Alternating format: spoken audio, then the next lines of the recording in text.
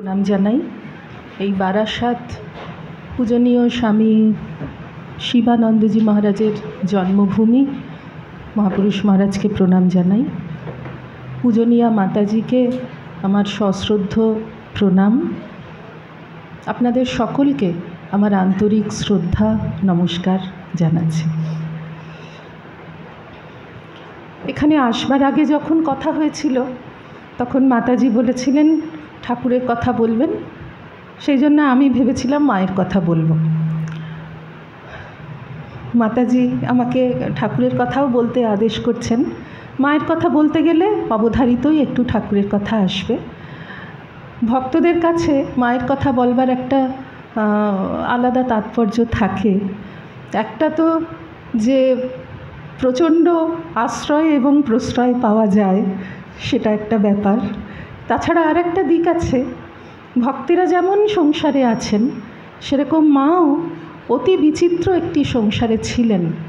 সেই জন্য জীবনের পথে যখন আমরা চলব তখন মাকে দেখে অতি সহজেই রসদ সংগ্রহ করে নেওয়া যায় যে কিভাবে আমরা চলতে পারি। আজকের দিনটির কথা যখন ভেবেছি তখন মনে হচ্ছিল যে চারদিকে এত দুর্নীতি, এত অধঃপতন বাইরে থেকে দেখে যেন মনে হচ্ছে অনেক সময় নিরাশ লাগে, খুব হতাশ লাগে। চারদিকে এত অন্ধকার। ঠাকুরমা স্বামীজি এসেছিলেন, তবে আলো কোথায়? আমরা কোথায় যাচ্ছি? কোন দিকে যাচ্ছি?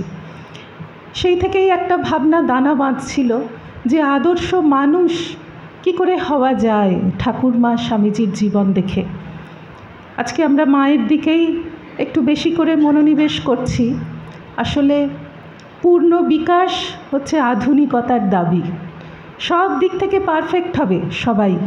যত আধুনিক হচ্ছে যুগ, যত আধুনিক হচ্ছে সভ্যতা, তত সকলের সমস্ত একটা টুথপিক পর্যন্ত, একটা যে কোনো জিনিস তার গেট আপ দেখুন, এত সুন্দর করে সেটা প্রেজেন্ট করা হচ্ছে।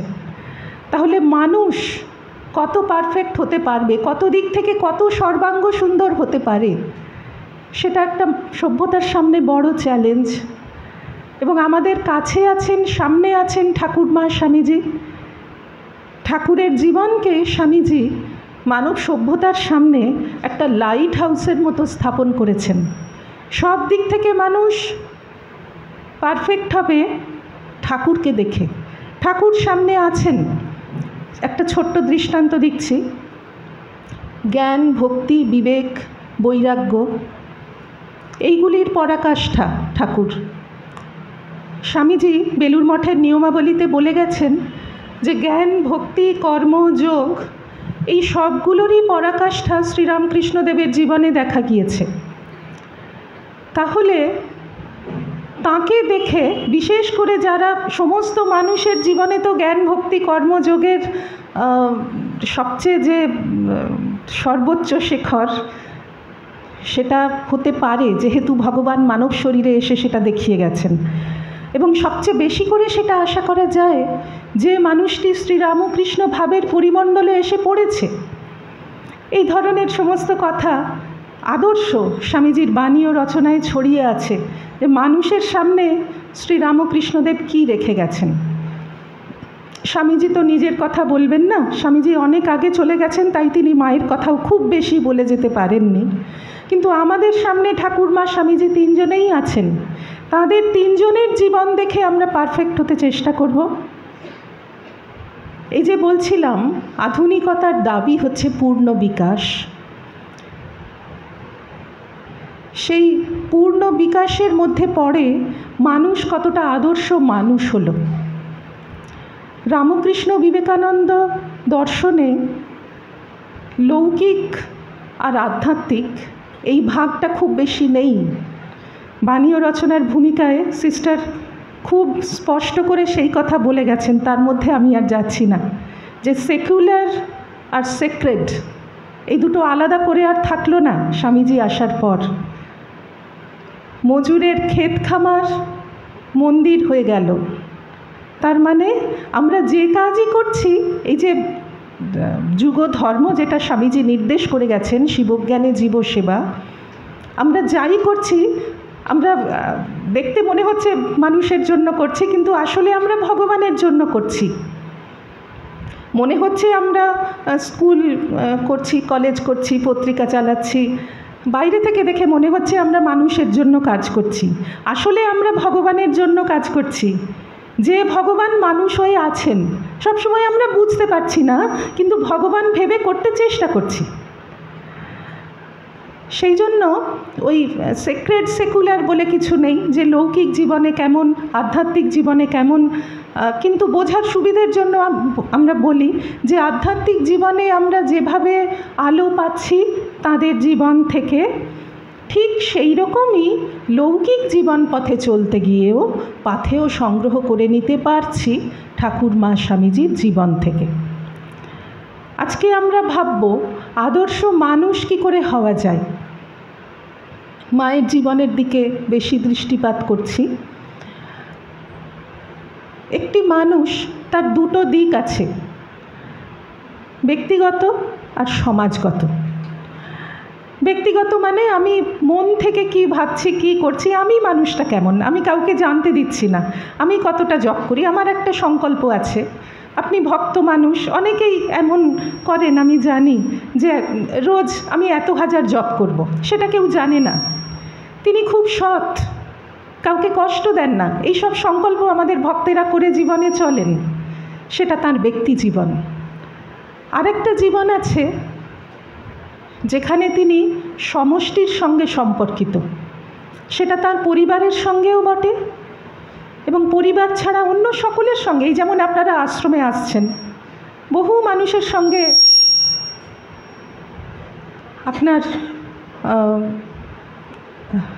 যোগাযোগ হচ্ছে, বহু মানুষকে নিয়ে চলতে হচ্ছে।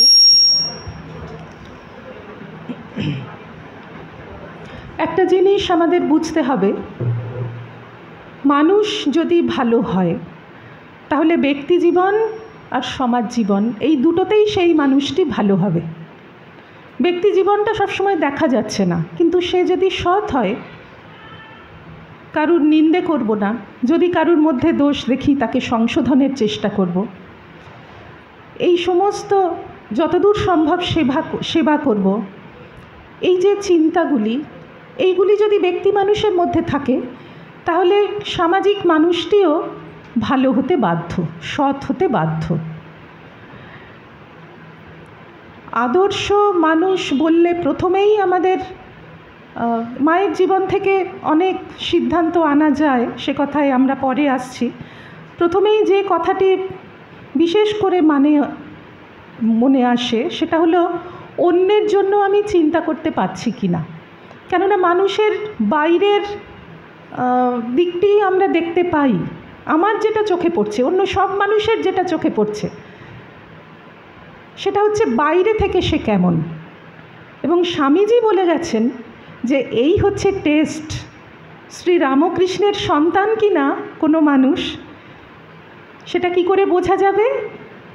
প্রাণাত্যায়েপি পরকল্যাণ চিকিৎসবতারা একটি চিঠিতে লিখেছেন, মানে প্রাণ চলে গেলেও সে অপরের জন্য কল্যাণ করবে। বাইরে থেকে আমি যেটা দেখছি তার মানে সে ভালো মানুষ কি না, অন্যের জন্য খাটে কি না, অন্যের কল্যাণের জন্য সে কখন চিন্তা করবে? যখন সে মানুষকে ভালোবাসছে। আর এই ভালোবাসাটা এমনি এমনি আসে না। আমি আমার পরিবারের লোকেদের ভালোবাসতে পারি, পরিজনকে ভালোবাসতে পারি, আমি সবাইকে ভালোবাসতে পারবো কখন? যখন আমি ঠিক ঠিক বুঝতে পারবো যে সকলের মধ্যে ভগবানের প্রকাশ। এইটি নিয়েও স্বামীজির অনেক বিচার আছে, তার মধ্যে আমি যাচ্ছি না। এই যে মানুষকে ভালোবাসা, সব মানুষের কথা ভাবা, এইটি ভাবতে গিয়ে প্রথম মনে আসে আমাদের মোক্ষপ্রাণা মাতাজি, আমাদের সংঘের দ্বিতীয় সংঘাধ্যক্ষা মাতাজি। উনি একটি চিঠিতে একজন সন্ন্যাসিনীকে লিখেছিলেন যে নিঃস্বার্থভাবে তুমি সবসময় অন্যের জন্য কাজ করো, কখনোই ভুলো না যে এটা একটা কমিউনিটি লাইফ। এইটা তিনি লিখছেন সন্ন্যাসিনীকে, কিন্তু আমাদের প্রত্যেকের জীবনেই খুব বেশি করে এটা প্রযোজ্য। আমি যদি আমার বাড়ির সামনে ময়লা ফেলে রাখি, শুধু যে আমার অসুবিধা হচ্ছে তা নয়, সকলেরই অসুবিধা হচ্ছে, এইটা আমাকে বুঝতে হবে। রঙ্গনাথানন্দজি মহারাজের জীবনে একটা খুব ইন্টারেস্টিং ঘটনা আছে। তার সেবক সুদর্শন মহারাজের কাছে শুনেছিলাম যে মহারাজ একবার দিল্লির রাস্তা দিয়ে যাচ্ছেন গাড়ি করে, তার ঠিক সামনের গাড়ি থেকে দেখলেন যে একটি কলার খোসা রাস্তায় পড়ল। মহারাজ সঙ্গে সঙ্গে ওই কলার খোসার পাশে নিজের ড্রাইভারকে বললেন দাঁড়াও, নেমে গাড়ি থেকে ওই খোসাটি তুললেন এবং বললেন ওই সামনের গাড়িটাকে ফলো করো। ড্রাইভার তাই করছে। ওই গাড়ির পাশে তাড়াতাড়ি গিয়ে মহারাজ তাদের থামতে বললেন। সেখানে দম্পতি বসে আছে, তাদেরকে বললেন যে তোমাদের বাড়িতে কজন থাকে? 4 জন না 5 জন কিছু একটা বলল। তোমরা এই কলার খোসা, মহারাজ নাকের সামনে কলার খোসাটা তুলে ধরে দেখিয়ে বলছেন, এই কলার খোসাটা তোমরা ঘরের মধ্যে ফেলতে পারতে বাড়িতে? তারা বলছে না। মহারাজ বললেন তোমার বাড়িতে 4 জন থাকে, সেখানে তুমি একটা কলার খোসা ফেলতে পারছো না, তাদের অসুবিধে হবে বলে। এই রাস্তা দিয়ে হাজার হাজার লোক যাচ্ছে, তাদের অসুবিধের কথা একবারও ভাবলে না? এই আমি যদি আদর্শ মানুষ হই, আমি এমন কাজ করতে পারি না। প্রত্যেকটা পদক্ষেপে আমার মনে হবে যে আমি এইটা করলে ওর অসুবিধে হবে। এই যে মাতাজি কথা আরম্ভ করবার আগে আমাকে ফোনটা দেখিয়ে বলছেন এখন 6:25 বাজে, আমরা তো দেরি করে শুরু করেছি, আমি 5টায় থেমে যাব, তো আমাদের 45 মিনিট বলবার কথা। মাতাজি ভাবছেন যে আমরা আধ ঘন্টা বলবো। প্রত্যেকটা ছোট ছোট পদক্ষেপে এটা আমাদের চিন্তা করে করতে হবে না। আমরা যদি সত্যি অন্যের কথা ভাবি, অন্যের কথা ভালোবাসি, আপনিই এটা চলে আসবে। মাধবানন্দজির একটি কথা আছে, এটা লোকেশ্বরানন্দজিকে বলেছিলেন। লোকেশ্বরানন্দজির জীবনে একবার খুব কঠিন সময় যাচ্ছে, কোনো কারণে খুব মনে কষ্ট পেয়েছেন, তো তিনি মাধবানন্দজিকে খুব শ্রদ্ধা করতেন, ভালোবাসতেন, তার কাছে বলতে যাচ্ছেন। তো মাধবানন্দজি বললেন, তুমি যদি নিজের কথা ভুলে যাও সেটাই সবচেয়ে শ্রেষ্ঠ পন্থা দুঃখ ভোলার। আমরা তোমাকে এমন একটা জায়গায় পাঠাবো, খুব কাজ আছে, তুমি নিজের কথা ভুলে যাবে। সত্যি সত্যি রেঙ্গুনে পাঠিয়েছিলেন, তখন সেখানে খুব খারাপ অবস্থা সাধারণ মানুষের। সেখানে গিয়ে রিলিফ করতে করতে পরে অনেক বছর পরে লোকেশ্বরানন্দজি বলতেন যে আমি প্রাণে প্রাণে বুঝেছি যে অন্যের কথা ভাবাই হচ্ছে নিজের দুঃখ ভোলার সেরা উপায়। আমি নিজের জীবনে এরকম অনেক মানুষ দেখেছি। ছোটোবেলায় আমাদের এন্টালিতে একটি আশ্রম আছে, আপনারা হয়তো জানেন, আনন্দপালিত রোডে। সেখানে শুদ্ধাপ্রাণা মাতাজি ছিলেন। তার কাছে অনেক ভক্তেরা আসতেন, তিনি সবাইকে আশ্রয় দিতেন, অনেক দুঃখী মানুষকে আশ্রয় দিতেন। তো একজন ভক্ত মহিলাকে আমি দেখতাম খুব হাসি খুশি, সেখানে গরিব মহিলাদের সেলাই শেখানোর একটা স্কুল আছে, তো সেখানে সেই ভদ্রমহিলা এসে শেখাতেন, সারাদিন তাদের জন্য অনেক পরিশ্রম করতেন, তারা কি খাবে অনেক চিন্তা ভাবনা করতেন। ভাবতাম যে এই সময় এই কয়েকজন ভক্ত আছেন যাদের নিজেদের বাড়ি ঘরের কোনো চিন্তা নেই, এই গরিব মেয়েগুলির জন্যেই তারা প্রাণপাত করে দিচ্ছেন। তো একজন সন্ন্যাসিনী আমাকে একদিন বললেন যে তুমি এই দিদিকে দেখেছো, মানুষ কত শোক ভোলে জানো, ওর স্বামী এবং পুত্র দুজনেই প্লেন ক্র্যাশে মারা গেছে। খুব পড়াশোনায় ভালো ছেলে, ভালো চাকরি পেয়েছিল। তো এইরকম একটি অবস্থা থেকে ওই মাতাজি, যে মাতাজির নাম বলছি সাধুমা, তাকে সবাই বলতেন, সাধুমার ভালোবাসার টানে তিনি আশ্রমে এসে এই গরিব মানুষগুলির জন্য কাজ করে করে নিজের শোক ভুলেছেন। এরকম আরও অনেক ঘটনা আছে। লোকেশ্বরানন্দজির আরেকটি ঘটনা মনে পড়ছে। একবার যাদবপুর ইউনিভার্সিটি থেকে মহারাজকে ডেকে নিয়ে গিয়েছে একটা গুরুত্বপূর্ণ সভার জন্য। তো সেখান থেকে তিনি ফিরে আসবেন, গোলপার্কে থাকতেন, ইনস্টিটিউট অফ কালচারে, আপনারা সবাই জানেন। তো সেখানেও তার কাজ আছে বলে তাড়াতাড়ি করে ফিরছেন। ফিরতে ফিরতে দেখছেন যে একটি মোড়ে একটি ছেলে দাঁড়িয়ে আছে, তখন মাধ্যমিক না উচ্চ মাধ্যমিক কি একটা চলছিল। তো তো সেই ছেলে খুব উসখুস করছে, বারবার ঘড়ি দেখছে। মহারাজ বুঝতে পারছেন যে পরীক্ষার্থী, সে পৌঁছানোর জন্য কোনো যান পাচ্ছে না। সেই ছেলেটির সামনে গিয়ে মহারাজ গাড়ি খুলে বললেন যে তুমি পরীক্ষা দেবে তো, চলো তোমাকে সেন্টারে পৌঁছে দিয়ে আসি। এবং তাকে নিয়ে তার পরীক্ষা কেন্দ্রে পৌঁছে দিয়ে মহারাজ তবে ফিরলেন। এই যে অন্যের জন্য ভাবা নিজের আগে, এইটি কিন্তু শুধু যে আমরা ঠাকুরমা স্বামীজিকে তো বটেই, তাদের জীবন থেকে যে জীবনগুলি জ্বলে উঠেছে, চোখের সামনে আমরা যে জীবনগুলি দেখেছি, এই সব জীবন দেখেই আমাদের কিন্তু খুব মনে হয়। মোক্ষপ্রাণা মাতাজির কথা আবার স্মরণ করি। তিনি বলতেন যে ঠাকুরমা স্বামীজিকে দেখে তোমরা এসেছো। ভক্তদেরও বলতেন, শুধু সাধুদেরই নয়, যে মনে ভাববে যে এতদিন কাটালাম, এতদিন তাদের আদর্শ জেনেছি, আমাদের জীবন তো ঠাকুরময় হয়ে যাওয়ার কথা, তা যাচ্ছে না কেন? তবে কি আমরা তাদের ভালোবাসি না? এই প্রশ্ন তোমরা নিজেকে করবে। নিজের মুখোমুখি আমরা যখন দাঁড়াই, মনের অগোচর তো পাপ নেই, তখন আমরা বুঝতে পারি যে কি করেছি, কি করা উচিত ছিল, কি করিনি। প্রেমেশানন্দজি বলতেন, রোজ রাতে শোয়ার আগে চিন্তা করবে কি করেছি। অনেক বড়দেরই এই ধরনের কথা আছে যে চিন্তা করবে কি করেছি। অখণ্ডানন্দ মহারাজ বলতেন যে ভাববে, কোনো গুরুজনের কথার, সুন্দর কথার উত্তরে কঠোর বাক্য বলিনি তো, কাউকে আঘাত দিইনি তো, অনেক কিছু করতে পারতাম এমন পরিস্থিতি হয়েছিল, করিনি, পিঠ বাঁচিয়ে চলে এসেছি, এমন করিনি তো। এইগুলি আমাদের নিজের মুখোমুখি দাঁড় করিয়ে দেয়। এবং আমরা যদি এই নিজের সঙ্গে একটা প্রশ্নোত্তর সবসময় চালু রাখি, তাহলেই আমাদের বড় মহারাজরা, বড় মাতাজিরা সবসময় বলেন, এইটা করলে তোমরা বুঝতে পারবে কতটা এগোচ্ছ। নিজেদের প্রত্যেকটা পরিস্থিতির সামনে দাঁড় করিয়ে চিন্তা করতে হবে। মোক্ষপ্রাণা মাতাজি বলতেন, 4টে জিনিস মনে রাখতে হবে: চিন্তা করবে, অনুভব করবে, বিশ্বাস করবে, আর সংযম অভ্যাস করবে। চিন্তা করবে, কি পড়েছি। আমরা অনেক সময় অনেক সভা শুনি, অনেক বক্তৃতা শুনি, অনেক বই পড়ি, কিন্তু সারাদিন চিন্তা করতে হবে। এই যে মাতাজি বলছিলেন যে কথামৃত পড়ুন, অনেক জিনিস একসঙ্গে পড়ে ফেলা নয়, অল্প পড়ে সারাদিন ধরে যেন জাবর কাটি।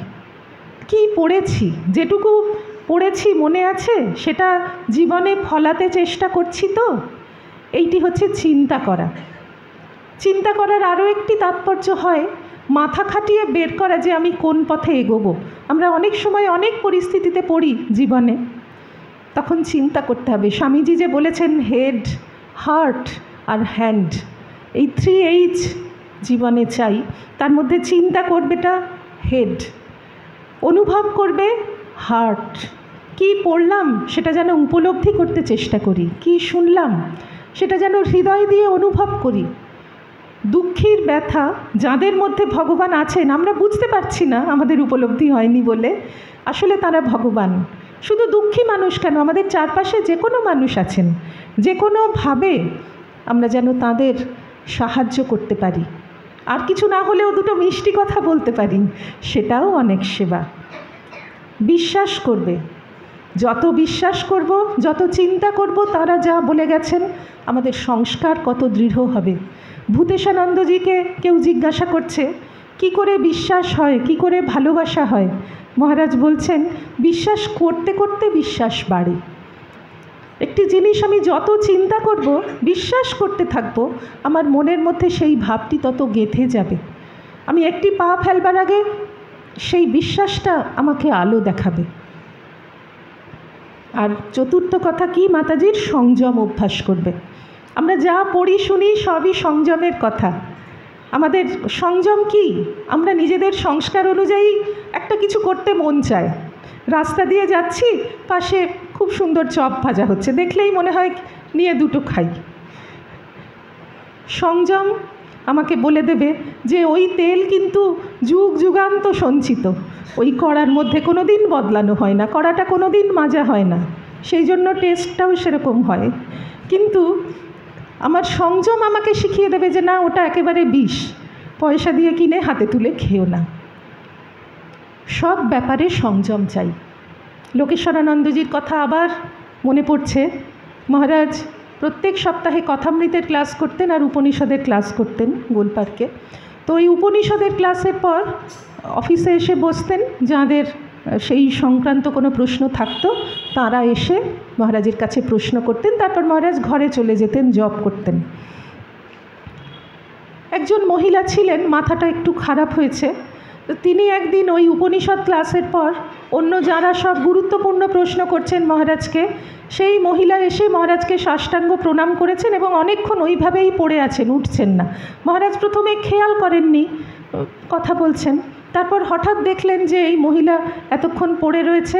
তখন মহারাজ ভীষণ রেগে গেছেন এবং রেগে গিয়ে তাকে বলেছেন যে তুমি ওঠো, এখান থেকে কি করছো, এসো এখন। তারপর মহারাজ চলে গেলেন। সেই ঘরের সকলেরই মনটা একটু খারাপ হয়ে গেল। মহারাজ তো সচরাচর রাগেন না, তাল কেটে গেল। পরের দিন যে একজন অধ্যাপিকা কলেজের, তিনি মহারাজকে প্রশ্ন করছিলেন আর উত্তর শুনছিলেন সেই সময়টা, তিনি মহারাজকে কোনো কারণে ফোন করেছেন। তখন মহারাজ বলছেন, জানো আমার না কাল খুব বিরক্ত লেগেছে, আমি খুব বিরক্ত হয়েছি। তখন সেই অধ্যাপিকা বলছেন, হ্যাঁ মহারাজ, এই ভদ্রমহিলা এমন করছিলেন আমাদের সবারই ভীষণ বিরক্ত লাগছিল। তখন মহারাজ বলছেন, না না না, ওর ওপর আমি বিরক্ত হইনি, ও তো পাগল, ও তো ওরকম করতেই পারে, আমি আমার ওপর বিরক্ত হয়েছি, আমি কেন ওরকম রূঢ় হলাম। এই হচ্ছে সংযম। এবং লোকেশ্বরানন্দজি মহারাজ আরেকটি কথা বলতেন যে যে যেমন আচরণ করুক, আমি হচ্ছি আমি, অর্থাৎ আমার যে নীতিবোধ, আমার যে বিচার বিবেচনা, সেটা থেকে আমি বিচ্যুত হব না, যে যতই অন্যায় আচরণ করুক। একটা মানুষ এসে অন্য আচরণ করলো বলেই আমি কি আমার স্বভাবটা থেকে যদি বিচ্যুত হয়ে গিয়ে তাকে দুটো গালাগালি দিই, তাহলে আর আমি রইলাম কোথায়? সেজন্য মহারাজ বলতেন যে আমি আমার ভালো আচরণ, আমার সততা, আমার সাধুতা, আমি যে ভক্ত, এই ভাবটা কিন্তু অন্যের কোনো সঙ্গত বা অসঙ্গত, ন্যায় বা অন্যায় কোনো কিছুর ওপর নির্ভরশীল নয়। আমি ঠাকুরের আশ্রিত, আমি মায়ের আশ্রিত, আমি স্বামীজির কথা পড়ি, আমি ঠাকুরমা স্বামীজির কথা শুনি, আমি আশ্রমে যাই। আমাকে তাঁরা তাঁদের নামাঙ্কিত পতাকার তলায় দাঁড়াতে দিয়েছেন। জগতে কোটি কোটি কোটি কোটি মানুষ আছে, কারুর এই সৌভাগ্য হয়নি, আমার হয়েছে। কাজেই আমি একটা বিশেষ মানুষ, আমি অত্যন্ত ভালো মানুষ, এই একটা অহংকার। অহংকার যদি করতে হয় তো ভালোই করতে হবে। ঠাকুর বলছেন না যে অশ্বত্থ গাছের ফেকড়ি যত কেটে দাও আবার বেরোবে, এই অহংকার যাবে না। তাহলে ভালো অহংকার করে থাকো, দাস আমি, ভক্ত আমি, এই অহংকার ভালো।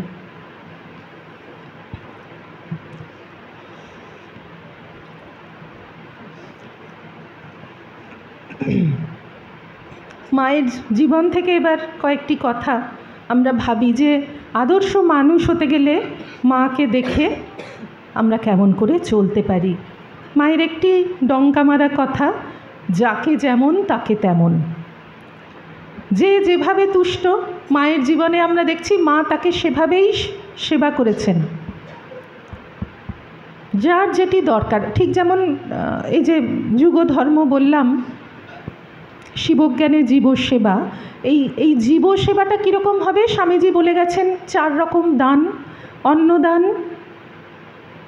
অন্নদানের মধ্যে বস্ত্রদানও পড়ছে, তারপর হচ্ছে প্রাণদান, তারপর বিদ্যাদান, তারপর জ্ঞানদান। এখন যার যেটি দরকার, যার যেটি প্রয়োজন, পাশ্চাত্যে আমাদের যে সমস্ত কেন্দ্র আছে সেখানে অন্ন বস্ত্র বিদ্যার তো কোনো দরকার নেই, সেখানে আধ্যাত্মিক জ্ঞানের দরকার, তো তাই দেওয়া হয়। আমাদের এমন অনেক সাধারণ মানুষ আমাদের দেশে আছেন যাদের কি বলবো, মানে জাগতিক বিদ্যারও গ্রহণের স্তরে তারা পৌঁছননি। আমাদের অরুণাচল প্রদেশে একটি কেন্দ্র আছে, সেখানে যে মাতাজিরা থাকেন বা আগে ছিলেন, তাদের কাছে শুনেছি 50 বছর আগে যখন সেখানে প্রথম আমাদের সেন্টার খোলা হলো, তারা সেই উপজাতি মেয়েরা, আমরা তো মেয়েদের মধ্যে কাজ করব বলেই স্কুল খুলতে গিয়েছিলাম। তো স্কুল তো অনেক দূরের কথা, মানে তারা রান্না করে খেতে জানে না, জামা কাপড় পরতে জানে না, ঘুম থেকে উঠে দাঁত মাজতে হয় সেটা জানে না, স্নান করতে জানে না, হাইজিন জানে না। এইরকম একটি অবস্থা থেকে মানে তাদেরকে প্রথম সভ্য সমাজে মানুষ কী করে থাকবে সেটাই শেখাতে হলো। সেইটাই শেখাতে অনেক বছর গেল। আজ সেই মেয়েরা অরুণাচল প্রদেশের যেখানে সরকারি যত বড় বড় মহল, সব জায়গায় কিন্তু আমাদের মেয়েরা। এই বছর প্রজাতন্ত্র দিবসে অরুণাচল প্রদেশ সরকার আমাদের রামকৃষ্ণ সারদা মিশনকে স্বর্ণপদক দিয়ে সম্মাননা জানিয়েছেন, যে 50 বছর ধরে প্রত্যন্ত অঞ্চলে মেয়েদের প্রতি আমরা তাদের শিক্ষার প্রসারের জন্য, শিক্ষা বললে ওই যে বললাম মানে শিক্ষা অনেক দূর পড়া হতো ছিল, তারা মানুষই তখনও ছিল না, এইরকম একটি অবস্থা থেকে। তো যেখানে যেরকম সেবা প্রয়োজন, এমনকি মজা লাগে লোকেশ্বরানন্দজি মহারাজের বইতে ভালো লাগে বলে পড়ি যে কাজের ছেলেটি, তখন উনি বোধহয় নরেন্দ্রপুরে, কাজের ছেলেটি বাড়ি যাবে, তাকে উনি বলছেন যে তুই তোর বোনের জন্য একটু চুড়ি, হার, কানের দুল এইসব কিনে নিয়ে যাস, তোর বোন খুশি হবে। যে যেভাবে তুষ্ট, যে যেভাবে খুশি হয়, আনন্দ পায়, তাকে কিন্তু সেইভাবেই এগিয়ে দেওয়া, এইটি আমাদের লক্ষ্য হওয়া উচিত। যে পথ দিয়া চলিয়া যাব সবারে যাব তুষি, এটি আমাদের সংঘাধ্যক্ষা পরম পূজনীয়া শ্রদ্ধা প্রাণা মাতাজি এই কথাটি বলতেন। পরিবার ঠিকমতো চলে প্রতিটি সদস্যের ত্যাগ আর সেবায়। আপনি অনেক স্যাক্রিফাইস করেন, হয়তো আপনার যা পছন্দ সব সময় করতে পারেন না। আপনি একরকম খেতে ভালোবাসেন, সকলে তা বাসে না। আপনি একরকম করতে ভালোবাসেন, সকলে তা বাসে না। আপনি এক জায়গায় যে জায়গায় বেড়াতে যেতে ভালোবাসেন, সকলে তা বাসে না। একটা পরিবারের মধ্যে থাকতে গেলেই আপনাকে অনেক কিছু ত্যাগ করে চলতে হয়, কিন্তু সেটা আপনি করেন কি করে? আপনি সবাইকে ভালোবাসেন বলে। আপনার ছেলে মেয়ে চাইছে পাহাড়ে যেতে, আপনি হয়তো সমুদ্র ভালোবাসেন, কিন্তু তাদের ভালোবাসাকে আপনি অগ্রাধিকার দেন এবং তার জন্য আপনার মনে কষ্ট হয় না যে আমি যেতে পারলাম না, সমুদ্র আমি যেতে পারলাম না, এটা নিয়ে কি আপনি মনের মধ্যে গজগজ করেন অনেক দিন ধরে? তা নয়। কেন? আপনি ছেলে মেয়েকে ভালোবাসেন। তো এই ত্যাগ আর সেবা অঙ্গাঙ্গিভাবে কিন্তু জড়িত, এইটা আপনাদের সবসময় বুঝতে হবে। এই নিজের পছন্দ ছেড়ে দেওয়াটাই হচ্ছে ত্যাগ। সেটা যত খুশি মনে আমরা করব ততই ভালো, কেননা করতে আপনি বাধ্য। তা না হলেই যেমন একসঙ্গে অনেক বাসন থাকলে ঠোকাঠুকি লাগে, সেরকম লাগবেই, আপনাকে হাসতে হবেই, তা ভেতর থেকেই হাসুন। ওই নহবতের ছোট্ট ঘরে থেকে মা যেভাবে আত্মনিবেদন দেখিয়ে গেছেন শ্রীরামকৃষ্ণদেবের সেবায় এবং ভক্তদের সেবায়, সেটা কিন্তু আজ কিংবদন্তি হয়ে আছে। ওই ছোট্ট ঘরটা আমরা সবাই দেখেছি। ওই ঘরের মধ্যে কি নেই? ঠাকুর এবং মায়ের গৃহস্থালির সমস্ত জিনিস। মানুষ কি খাবে, কি পরবে, কাল কি রান্না হবে, শীতকালে কি পরা হবে, বিছানাপত্র, ঠাকুর মাছ খাবেন সেইটা পর্যন্ত মাথার ওপর জিওনো, এই সমস্ত জিনিস ওইটুকু ঘরের মধ্যে। এবং মায়ের কোনো বিরক্তি নেই, মায়ের সারাদিন কিন্তু প্রায় রান্নাতেই কেটে যাচ্ছে। নরেনের জন্য একরকম রান্না হচ্ছে, নরেন বলে দিয়েছে যে রুগীর পথ্য বেশ খেলাম। মা নরেনের জন্য পাতলা ঝোল ভাত করেছিলেন, তাতে নরেন বলেছেন যে হ্যাঁ, ঠাকুর বলেছেন কেমন খেলি? না বেশ খেলাম, রুগীর পথ্য বেশ খেলাম। ঠাকুর পরে মাকে বললেন যে ও কী করেছো? নরেন ভালোবাসে মোটা মোটা রুটি আর ছোলার ডাল। সেই থেকে নরেনের গলার স্বর শুনলেই মা ছোলার ডাল চাপিয়ে দেন আর মোটা রুটি করতে বসেন। গিরিশবাবু আর এক রকম ভালোবাসেন, বলরামবাবু আর এক রকম খান, তিনি আবার ঝোল ভাত না হলে খেতে পারবেন না, পেট রোগা মানুষ। তো যার গলা মা শুনছেন, মায়ের মনটা কিন্তু এইখানেই। মা সকলের জন্য সমানভাবে করছেন, সর্বোপরি শ্রীরামকৃষ্ণের জন্য করছেন। এবং শ্রীরামকৃষ্ণের সেটা বললে তো আলাদা একটা বক্তৃতার পরিসরই হয়ে যায়। শ্রীরামকৃষ্ণের সেবা খুব সহজ নয়। ওরকম একজন দেব মানব, যার স্পর্শদোষ, সব রকম দোষ আহারের মধ্যে খুব বেশি করে তিনি বুঝতে পারেন। কে স্পর্শ করলো সেটা তিনি খাবেন না, তার কখন শরীরের কি অবস্থা সেটা বুঝে খাওয়াতে হয়। খাওয়ার সময় তার মন মুহুর্মুহু সমাধিস্থ হয়ে যাচ্ছে, গল্প করে নামিয়ে রাখতে হয় যাতে না সমাধি হয়ে যায়, যাতে একটু খেতে পারেন। একবার বেদানা পর্যন্ত জল মুছে খেতে হবে, কবিরাজ মশাই এমন বিধান দিয়েছেন। ঠাকুর শিশুর মতন সবাইকে জিজ্ঞাসা করছেন, ওগো আমি কি পারবো, ওগো আমি কি পারবো? মা সাহস দিয়ে বললেন, হ্যাঁ নিশ্চয়ই পারবে। মা সেটা করে দিলেন। এবং জল স্বাভাবিক নিয়মে মানুষের শরীরে কিছু দরকার, সেটা কি করে হবে? দুধ দিয়ে সেটা পূর্ণ হবে, সেটাও মা ব্যবস্থা করছেন। খুব বুঝে বুঝে সন্তর্পণে ভগবান যখন মানুষের শরীর ধারণ করে আসেন, তার অনেক কি বলবো খুঁটিনাটি ব্যাপার থাকে। ওই কঠিন জিনিসটি কিন্তু মায়ের মতন স্বয়ং দেবীই করতে পেরেছিলেন, সাধারণ মানুষ পারত না। ঠাকুর এবং ভক্তদের ওই সেবা তখন ফোনেরও দিন নয়, হয়তো এমন হয়েছে, আমরা অন্য সব স্মৃতিকথাতে পড়ি যে অনেক রাতে কয়েকজন ভক্ত মহিলা এসে পৌঁছেছেন। তারা কি খাবেন চিন্তা করে সবাই ব্যতিব্যস্ত হয়ে যাচ্ছেন। মায়ের কাছে আর যারা আছেন, গোলাপ মা, যোগিন মা, মায়ের কোনো ব্যাপার না, তারা চিন্তা করতে করতে আসছেন, কথা বলতে বলতে আসছেন যে কি রান্না হবে। ততক্ষণে দেখছেন মা একটা তরকারি চাপিয়ে দিয়েছেন, ওই ঝর্তি পড়তি আনাজপাতি যা ছিল তাই দিয়ে। সে রান্না হলো যেন অমৃত। তারপর কোথায় শোয়া হবে সেটা নিয়ে চিন্তা হচ্ছে। তারা কথা বলতে বলতে দেখছেন মা ওরই মধ্যে নহবতে জায়গা করে সকলের জন্য শোয়ার স্থান করে ফেলেছেন। জননীর কাছে সন্তানের কোনো অভাব হয় না, যত দরিদ্র মাই হন। তিনি কি ভাবেন যে এইটুকুনি ঘর, আমি আর একটি ছেলে একটি মেয়ে শুই, বাকিরা সবাই বাইরে যে যেমন পারে জায়গা খুঁজে নিক? এমন কি কখনো মা ভাবতে পারেন? মা সকলকে আঁটাতে পারেন। আমাদের মাও তেমনি খুব গর্ব করে বলতেন যে ওরে আমার 100 ছেলে যদি আসে আমি সবাইকেই আঁটাতে পারি। এই যে অদ্ভুত একটা ভালোবাসা, এই সব কিছুর পেছনে কিন্তু ভালোবাসা। মায়ের জীবনটি দেখে আমরা শিখে নিতে পারবো যে আমরা কিভাবে জীবনে চলব।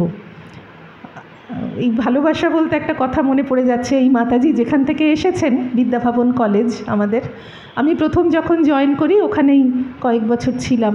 তো সেখানে আমাদের বাড়িতে এরকম হয় না। প্রথম আমি জয়েন করে দেখলাম যে আমাদের প্রত্যেকের আলাদা আলাদা থালা, বাটি, গ্লাস, কাপ।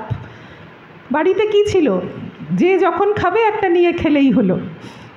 কিন্তু আমাদের আশ্রম জীবনে তা হয় না, প্রত্যেকের নির্দিষ্ট আছে, যার থালা, বাটি, গ্লাস, কাপ সেইটা নিয়েই সে খাবে। তো সেখানে এসে প্রথম চিনলাম, তো একজন মাতাজির, এখন তিনি প্রিন্সিপাল মাতাজি হয়েছেন, তার একটা কাপ ছিল। সেই কাপে মানে প্রত্যেকের আলাদা আলাদা, দেখলেই চেনা যায় যে এটা এর কাপ। সেই কাপে লেখা ছিল যে একটা কাপের মধ্যেই একটা কাপ আঁকা আছে এবং চামচে করে কেউ কিছু গুলছে, কমপ্ল্যান বা হরলিক্স কিছু একটা। তার পাশে লেখা আছে খুব কায়দা করে, don't forget to add the love, don't forget to add the love. তুমি যাই দাও তার সঙ্গে ভালোবাসা মিশিয়ে দিতে ভুলো না। ওই ভালোবাসাটা যেন থাকতে হয়। এইটা আমরা তো সব সময় কাজ করতে বাধ্য হচ্ছি সংসারে, সব সময় আমরা কাজ ছাড়া কিছু থাকতেই পারবো না, কাজ ছাড়া। কিন্তু ওই ভালোবাসাটা যদি না থাকে তাহলে আমাদের কিন্তু ওই কাজের কোনো ফল নেই। কিন্তু ভালোবাসা থাকলে যে কোনো কাজের মাধ্যমেই আমরা ভগবানের দিকে এগিয়ে যাচ্ছি। আমি স্বামীর জন্য করছি না, শ্বশুর শাশুড়ির জন্য করছি না, আমি স্ত্রীর জন্য ওষুধ আনতে যাচ্ছি না, আমি ভগবানের জন্যই আনছি। তাদের মধ্যে দিয়ে কে আছেন? ঠাকুর আছেন, মা আছেন। এই পরিস্থিতি তারাই সৃষ্টি করেছেন যাতে আমার সেবা তারা গ্রহণ করতে পারেন। হয়তো এই যে ত্যাগ আর সেবা অঙ্গাঙ্গিভাবে জড়িত, হয়তো আপনি মনস্থ করেছিলেন বেলুড় মঠে যাবেন, আশ্রমে আসবেন, হয়তো কেউ অসুস্থ হয়ে গেলেন, তাকে নিয়ে আপনাকে তক্ষুনি ডাক্তারের কাছে ছুটতে হলো। কোনো ব্যাপার না, ভগবান আপনার প্রত্যক্ষ সেবা নিলেন। এই ভাবটা আমাদের থাকতে হবে ভগবান বোধের সেবা। মা যে বলছেন ভালো এক ভগবান ছাড়া কাউকে বেশো না, তার যার প্রতি যেমন কর্তব্য করে যাবে, অর্থাৎ সকলের জন্য যা কাজ সব আমরা করব, কিন্তু ভালোবাসবো মানুষকে নয়, ভগবানকে। তাহলে মানুষকে তো আমরা অন্তত পরিবারের মানুষগুলিকে তো মায়ায় হোক যেভাবেই হোক ভালোবেসে ফেলেছি, সেটাকে কি করতে হবে? ওই মোড় ঘুরিয়ে দাও। কথামৃতে ঠাকুর বারবার বলছেন মোড় ঘুরিয়ে দাও, আর মায়ের এই কথা ভালো এক ভগবানকে ছাড়া কাউকে বেশো না, এই দুটোকে আমরা এইভাবেই মেলাতে পারি যে আমরা যার জন্য করছি, এই যে ভালোবাসা, যাকে ভালোবাসছি, যাদের ভালোবাসছি, তারা সবাই কিন্তু ভগবান। আমি বুঝি না বুঝি, তারা ভগবান। তাহলে আমি ভগবান ভেবে যেন করতে চেষ্টা করতে পারি। মোক্ষপ্রাণা মাতাজি বলতেন, তোমরা দেখতে পাচ্ছ না, ঠাকুরকে খেতে দিলে চিন্তা করবে ঠাকুর এলেন, দেখলেন, খেলেন, একদিন ওই কল্পনাটাই সত্য হয়ে যাবে।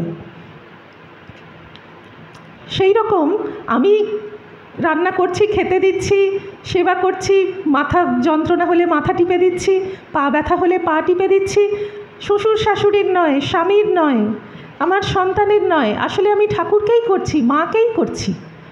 এই যে চিন্তা করবে, অনুভব করবে, বিশ্বাস করবে, এইগুলিই আমাদের জীবনে পালন করবার। আমি ভালো কাকে ভাসছি, কাজ কার জন্য করছি? ভগবানের জন্যই করছি। এইটা ভাবতে ভাবতে ভাবতে, কল্পনা করতে করতে একদিন সত্য হবে, অর্থাৎ এই রিয়েলাইজেশন আমার জীবনে আসবে। আমি তখনই আদর্শ মানুষ হয়ে যাব। আমরা মাকে কি দেখি? ঠাকুরের দর্শন পর্যন্ত করতে পারছেন না, হয়তো মাসের পর মাস নহবতে যখন আছেন, সারাদিন কেটে যাচ্ছে কত রকম কাজে, কিন্তু এই যে স্যাক্রিফাইস, এর পেছনে রয়েছে ভালোবাসা।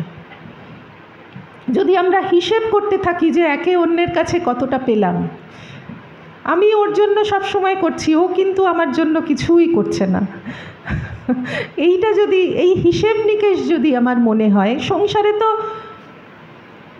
এটা হবেই। আপনি কারুর কাছে কিছু আশা করতে পারেন না, হবেই। সংসার কি বলবো, সংসার তো বিশালাক্ষীর দ।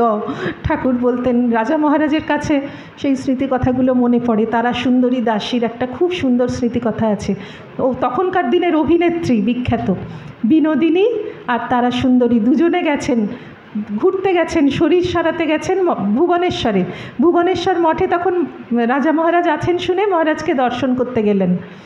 মহারাজ দেখে আদর করে বলছেন, এই যে বিনোদ, এই যে তারা, এসো এসো, এসেছো শরীর সারতে, রোদ্দুরে বেরুলে কেন? মুখ তো তোমাদের শুকিয়ে গেছে। তখন বেলা হয়ে গেছে, সকলের প্রসাদ পাওয়া হয়ে গেছে। মহারাজ তাদের লুচি ভাজিয়ে আর আলু ভাজা নাকি ঠিক মনে পড়ছে না, এইসব করে খাওয়ালেন। তো তারা তো ভালোবাসায় একদম আপ্লুত হয়ে গেছেন। পরে যখন স্মৃতিকথা লিখছেন, তখন লিখছেন যে এত বড় সংসারটা এ যেন একটা পরের বাড়ি। এমন একটা কথা যেন একেবারে মস্তিষ্কে, হৃদয়ে এসে আঘাত করে। জীবনে কখনো না কখনো মানুষের মনে এই উপলব্ধি হবেই যে এত বড় সংসারটা এ যেন একটা পরের বাড়ি। এখানে আমরা কিভাবে থাকতে পারি? একমাত্র ভগবানের আশ্রয়ে আছি ভেবে, এবং যাদের সঙ্গে আছি তারা কিন্তু ভগবান। আমি যে আঘাত পেলাম আমার কর্মফলেই পেলাম, আমার কোনো কর্মফল কাটলো আমার ভালোর জন্যই, এইটি আমি পেয়েছি, এইটা আমার ঘটেছে। আমি যেন এই আঘাত থেকে শিক্ষা নিই, এবং আমি যেন আবার তাকে প্রত্যাঘাত করে নতুন কর্মফল না তৈরি করি। এই সব শিক্ষা আমাদের নিতে হবে। মায়ের জীবনে আর আমরা কি দেখি? যে সারা জীবন ধরে সবাইকে আশ্বাস দিচ্ছেন, সাহস দিচ্ছেন, আশ্রয় দিচ্ছেন। ঠাকুর মা কালীর মন্দির থেকে এসেছেন, বলছেন আমি কেন টলছি, আমি কি মদ খেয়েছি? মা সঙ্গে সঙ্গে ছোট শিশুকে যেমন করে বোঝায়, বলছেন যে না না, মদ খাবে কেন, তুমি মা কালীর ভাবামৃত খেয়েছো। ঠাকুর সঙ্গে সঙ্গে নিশ্চিন্ত হয়ে গেলেন। ওই যে বেদানার কথা বললাম, ঠাকুর সবাইকে জিজ্ঞেস করছেন, একটা বাচ্চাকে পর্যন্ত জিজ্ঞেস করছেন যে ওগো, বেদানা পর্যন্ত জল মুছে খেতে হবে, আমি কি পারবো? মা সাহস দিয়ে বললেন নিশ্চয়ই পারবে। সারা জীবন ধরে সব সন্তানদের মা আশ্রয় দিয়েছেন, বিধির সাধ্য নেই আমার ছেলেদের রসাতলে ফেলে। এই যে আশ্রয়, আশ্বাস, এটাও একটা আদর্শ মানুষের লক্ষণ। আমার কাছে যারা আসবে, মানুষ সবসময় ত্রিতাপ জ্বালায় জ্বলছে, আমিও জ্বলছি, কিন্তু আমি আমার জ্বালাটা যদি ওই যে নিজের জ্বালা ভোলার একমাত্র উপায় যদি অন্যের জ্বালা নিয়ে ভাবি, আমরা একটু আগে আলোচনা করলাম, ঠিক সেই রকম আমরা ঠাকুরকে, মাকে, স্বামীজিকে যত পড়ব, যত বুঝব, তত মনে হবে যে আমরাও যেন সকলকে আশ্বাস দিতে পারি, আর কিছু না করতে পারি, অভয় দিতে পারি, দুটো ভালো কথা বলে সান্ত্বনা দিতে পারি।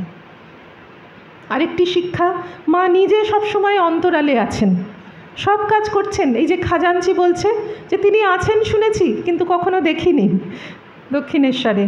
তো সেই রকম পরেও যখন বিশাল ভক্তদের সংসার হয়েছে, মা কিন্তু সব চালাচ্ছেন, কিন্তু নিজে খুব গুপ্ত থেকে। এই কথামৃতকারের কথা মাতাজি বলছিলেন যে নিজে কোথাও নেই, একেবারে গুপ্ত হয়ে আছেন, ঠিক সেই রকম মাও অন্তঃসলীলা ফল্গুর মতন।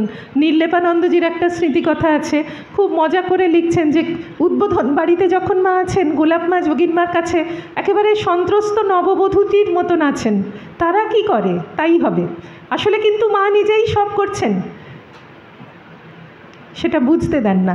একবার সেই ঘটনাটি তো আপনারা সবাই জানেন যে রাধুর শ্বশুর বাড়িতে তত্ত্ব পাঠাতে হবে।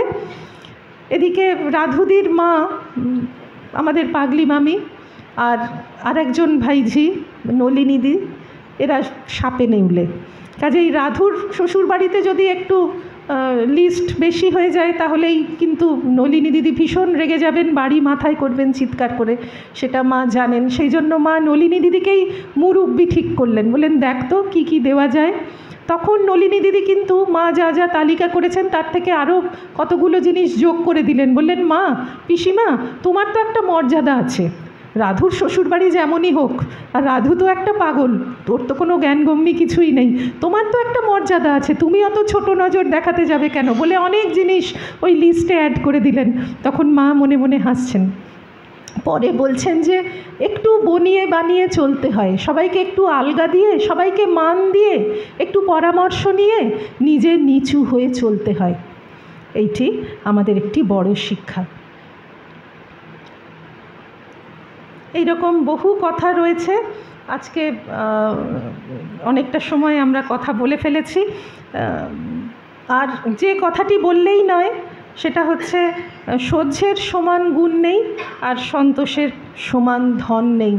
এইটি মায়ের যেন সবচেয়ে বড় কথা বলে মনে হয়। সেই প্রসঙ্গেই আসে, যদি শান্তি চাও কারো দোষ দেখো না, জগৎকে আপনার করে নিতে শেখো।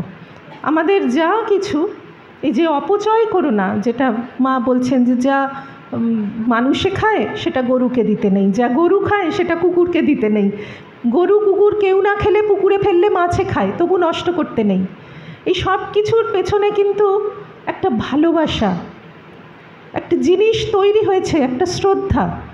এই পৃথিবীর কত কিছু কাঁচামাল নিয়ে একটা জিনিস হয়েছে, সেটাকে আমি যেমন তেমন করে নষ্ট করতে পারি না। আর মানুষের প্রতি ভালোবাসা। আমাদের সংসারে কিন্তু অধিকাংশ অশান্তির কারণ অন্যের দোষ ত্রুটি দেখা। মা বাবার চোখেও সন্তানের দোষ ত্রুটি ধরা পড়ে, কিন্তু তারা তাতে উৎফুল্ল হন না, তারা তাতে কষ্ট পান, তাকে শোধরানোর চেষ্টা করেন। দোষ চোখে পড়া আর দোষ দেখা দুটো আলাদা। দোষ দেখতে হবে না। আমরা যদি ভালো না বাঁচতে পারি, ভালোবাসার যদি অভাব হয়, তবেই আমরা দোষ দেখি। এই যে দোষ দেখে দেখে বেড়ানো, এটা একটা মারাত্মক অভ্যাস, তাতে কখনোই শান্তি হয় না। আমরা যাদের ভালোবাসি, আমাদের পরিজনদেরই অনেক দোষ আমরা জানি। আমাদের কাছে তো সব রকম মানুষ আসেন। একজন ভক্ত মহিলা আছেন, তিনি এসে দুঃখ করে একদিন প্রসঙ্গত বললেন যে আমার মেয়েটাই ভালো নয় মা, সে শ্বশুর বাড়িতে সবার সঙ্গে মিলিয়ে গুছিয়ে থাকতে পারে না, শাশুড়ি নেই, একা শ্বশুর আছেন, তাকে ভালোবেসে একটু রান্না করে সেবা করে রাখবে, নিজের বাড়িতে শ্বশুরকে রেখে সেবা করবে, সেটা সে পারছে না। ইনি খুব সুগৃহিণী, ইনি মেয়ের সেই দোষটা সহ্য করতে পারছেন না, সেটা মন খারাপ করে বলছেন যে আমার মেয়েটাই এরকম করলো। কিন্তু তিনি কিন্তু মেয়েকে তো ফেলে দেননি। মেয়ে জামাই দুজনেই বাইরে বাইরে কাজ করে, প্রচণ্ড ব্যস্ত। তিনি একাধারে নিজের সংসার সামলাচ্ছেন, মেয়ের সংসারে গিয়ে পড়ে থাকছেন মাসের পর মাস, তার ছোট সন্তানটিকে মানুষ করছেন, তার সংসার সামলাচ্ছেন। এই যে দোষ দেখেও আমরা যাদের ভালোবাসি, আত্মীয় পরিজন বন্ধু, সকলকে নিয়ে মিলিয়ে গুছিয়ে আমরা চলি তো, সকলকে নিয়ে আমাদের একটা সমাজ পরিবার সুন্দরভাবে চলছে, সেরকম চেষ্টা করি। সেইভাবেই আমরা যেন সকলকে নিয়ে একটা বড় পরিধিতে আমরা সবাইকে আপন করে ভালোবেসে যেন চলতে পারি, এইটি আমাদের প্রার্থনা। মা বলেছিলেন, নিন্দে ঠাট্টা করতে পারে সবাই, কিন্তু ভালো করতে পারে কজন। মায়ের এই সমস্ত বাণীগুলি, এক একটি বাণী নিয়েই অনেক কথা বলা যায়, এবং মায়ের তাঁর জীবনই তাঁর বাণী। আলাদা করে তো তিনি বাণী দেবেন বলে বাণী দিয়ে যাননি, আমাদের মতন সভা করে কোনো দিন মা তো কোনো কথা বলেননি, কিন্তু তাঁর যেটুকু জীবন আমাদের চোখের সামনে এসেছে, সবাই স্মৃতিকথা লিখে গিয়েছেন, সেইটা যদি আমরা একটুও দেখি, একটুও চিন্তা করি, এবং ওই তবলার বোল মুখস্থ বলতে পারে সবাই, কিন্তু হাতে আনতে যদি চেষ্টা করি, যেটুকু করব সেটুকুই আমাদের লাভ। এবং ঠাকুরমা স্বামীজি যে কথা বলছিলাম, তাদের নামাঙ্কিত পতাকার তলায় আমাদের দাঁড়াতে দিয়েছেন, আমরা যেন তার মর্যাদা রাখতে পারি, আমরা যেন আদর্শ মানুষ হতে পারি, হওয়ার চেষ্টা করতে পারি। মায়ের চরণে এইটুকুই প্রার্থনা।